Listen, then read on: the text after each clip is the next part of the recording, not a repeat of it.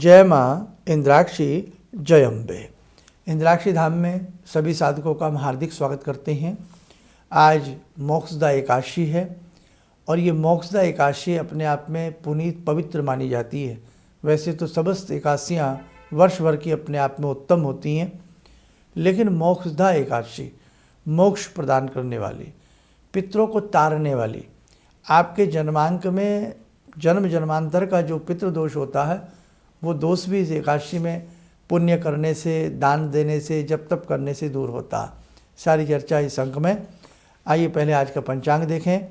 1 दिसंबर सन 2025, दिन सोमवार, संवत 2082, माघशीर्ष का महीना, शुक्ल पक्ष, तिथि मोक्षदा एकादशी, नक्षत्र रेवती, जन्मे जातक गणमूल नक्षत्र की श्रेणी में होंगे। राहु काल 7:30 से 9, दिशा शूल पूर्व दिशा। अब देखो, कहते हैं ना, कोई कोई दिन बड़ा शुभ होता है, कोई कोई तिथि बहुत अच्छी होती है, जीवन का कोई कोई क्षण, जीवन का कोई कोई समय जीवन को बहुत कुछ दे जाता है, और जीवन का कोई कोई क्षण जीवन का सब कुछ लूट ले जाता है। तो कहने का भाव, जब इस प्रकार की गरिमामयी पुण्य प्रदान करने वाली तिथियां हमें ईश्वर कृपा से प्राप्त होती हों, हमें उन तिथियों में अपने ऋषियों का चिंतन करना चाहिए। हमें उन ऋषियों में अपने गुरु की पूजा करनी चाहिए।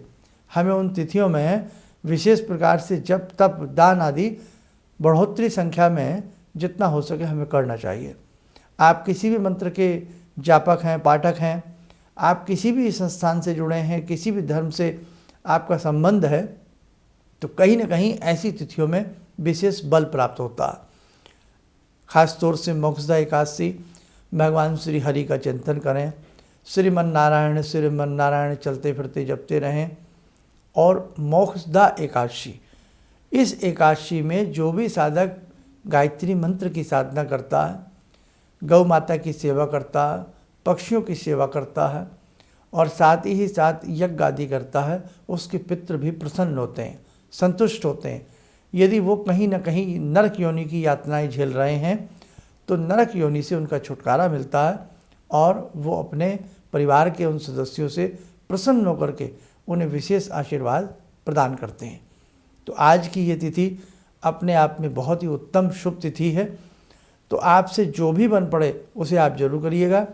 कई बार हम अपने बच्चों की कुंडलियाँ दिखाते हैं, हाथ की रेखाएं दिखाते हैं, उसमें पितृदोष आता है।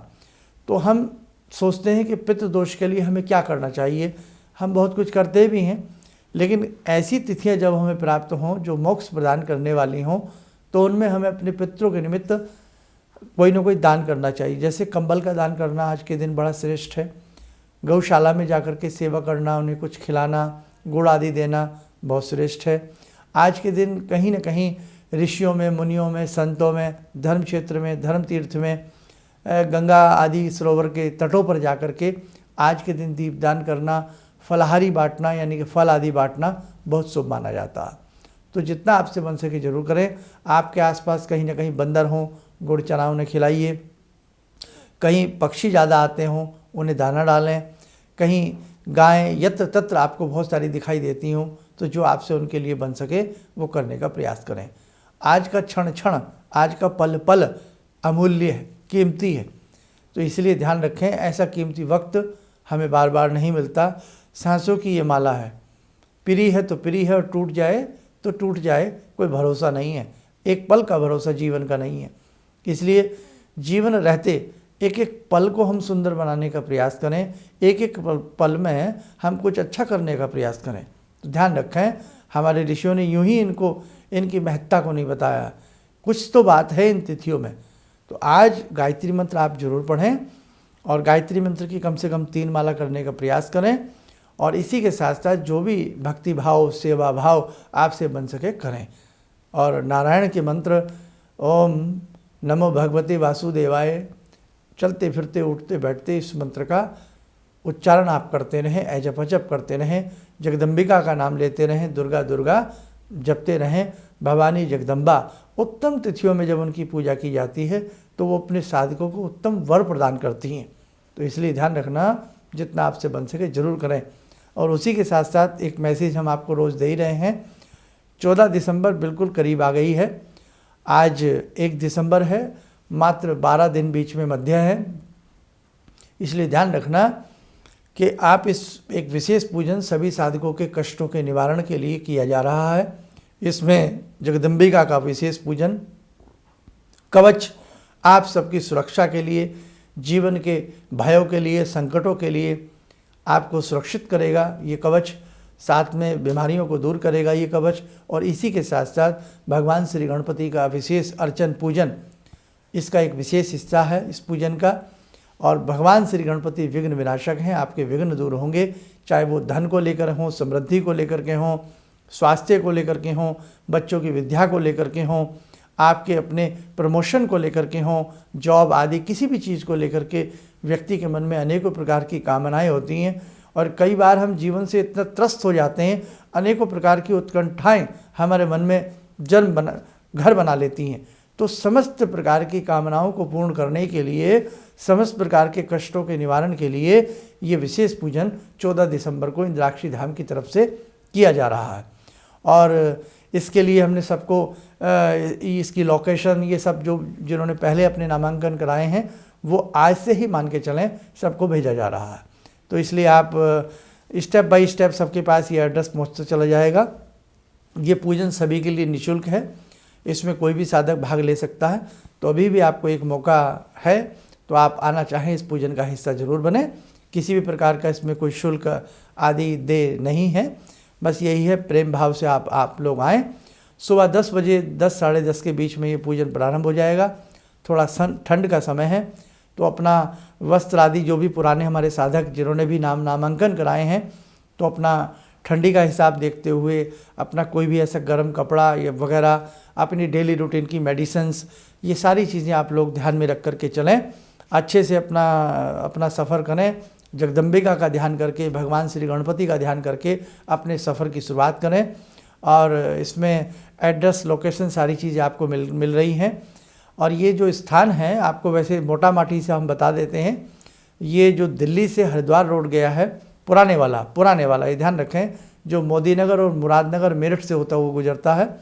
तो मेरठ से पहले आप माने अगर उधर से आ रहे हैं और यदि आप दिल्ली की साइड से जा रहे हैं तो ये मुरादनगर और मोदी नगर के बीच में ये स्थान पड़ेगा। बाकी पूरा प्रॉपर एड्रेस आपको इसका दिया जा रहा है। आज से ही सबके एड्रेस सबको मिल जाएंगे और सुबह जल्दी पहुंचने का प्रयास करें। और इसमें बहुत लोगों का ये मानना है कि हम ठहरें कैसे।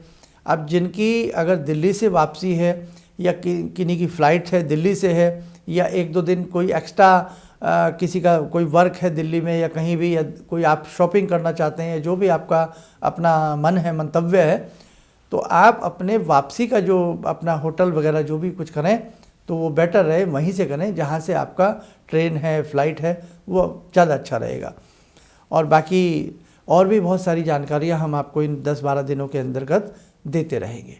आइए ध्यान करते हैं जगदम्बिका का, समस्त साधकों का भगवती की कृपा से कल्याण हो।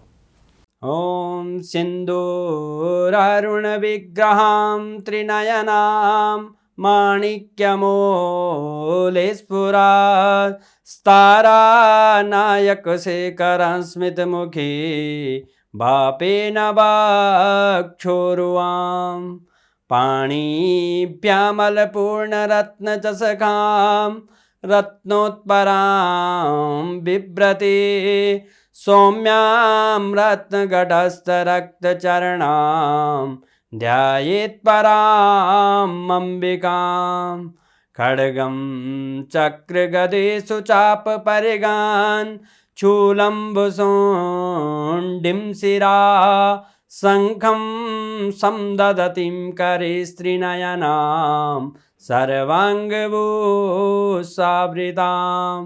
नीलासमद्युतिमास्य पाददशकां सेवे महाकालिकां यामास्तो स्वपितैर्हरो कमलजो हन्तुं मधुं कैटवम् विद्युद्दाम समप्रभां मृगपते स्कन्दस्थितां भीषणां कन्या विहकरवालखेटविलसा धस्ताविरासेवितां हस्तैश्चक्रगदाशिखेटविशिखां चापं गुणं तर्जनीं विप्राणामलिलात्मिकां शशिधरां दुर्गां त्रिनेत्रां भजे। कवच बना लें, ध्यान करें, भगवती का सुबासीस हम सबके ऊपर बरस रहा है।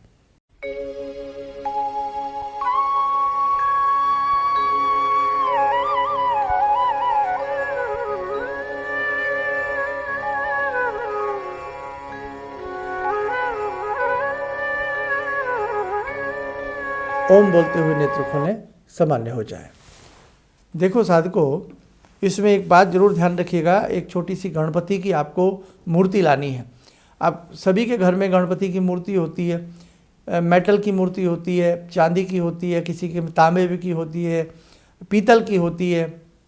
तो आपके पास कोई भी छोटी सी गणेश जी की मूर्ति हो, लक्ष्मी गणेश की मूर्ति हो, खाली उसमें आपको गणेश जी की लेके आने, किसी सुंदर से रुमाल में, लाल कपड़ा में, पीला कपड़ा में, किसी में अच्छे से उन्हें रख करके लाइए। और नहीं है तो फिर एक सुपारी, उसमें आप मोटी सी सुपारी लेके आइए, उन्हीं के गणपति बन जाएंगे और उन्हीं पर गणपति का भाव करते हुए आपसे एक विशेष पूजन संस्थान की तरफ से कराया जाएगा। अधिक जानकारी आप संस्थान में संपर्क भी कर सकते हैं और बाकी डे टू डे हमारे इन जो भी अंक आते हैं प्रतिदिन के, उनसे भी आपको प्राप्त होती रहेगी। चलिएगा, आप सब लोग स्वस्थ रहें, सुखी रहें। इन्हीं शुभकामनाओं के साथ हम अपनी वाणी को विराम देते हैं। जय जय अम्बे। किसी भी समस्या के समाधान के लिए मिले प्रसिद्ध हस्तरेखा एवं वास्तु विशेषज्ञ प्रोफेसर धर्मेंद्र शर्मा जी से। नोट: शिविर में भाग लेने हेतु एवं व्यक्तिगत रूप से मिलने के लिए कॉल करने का समय सुबह 10 बजे से शाम 6 बजे तक। हमारे विभिन्न ज्ञानवर्धक कार्यक्रम देखने के लिए आप हमें अभी सब्सक्राइब करें, बेल आइकन को प्रेस करें ताकि आप देख सकें हमारा कार्यक्रम सबसे पहले। और अधिक जानकारी के लिए फेसबुक पेज को लाइक करना न भूलें।